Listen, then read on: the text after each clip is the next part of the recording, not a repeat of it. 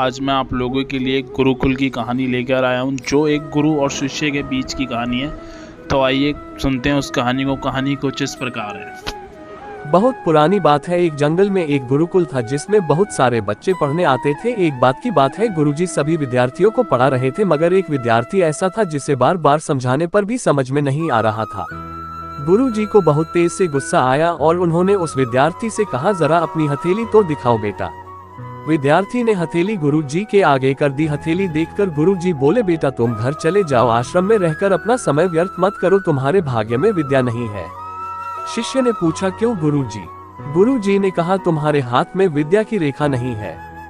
गुरुजी ने एक होशियार विद्यार्थी की हथेली उसे दिखाते हुए कहा, ये देखो, ये है विद्या की रेखा, ये तुम्हारे हाथ में नहीं है, इसलिए तुम समय नष्ट ना करो और घर चले जाओ और वहां अपना कोई और काम देखो।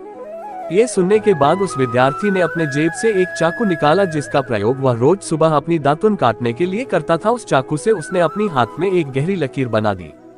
हाथ में खून बहने लगा। तब वह गुरुजी से बोला, मैंने अपने हाथ में विद्या की रेखा बना ली है गुरुजी।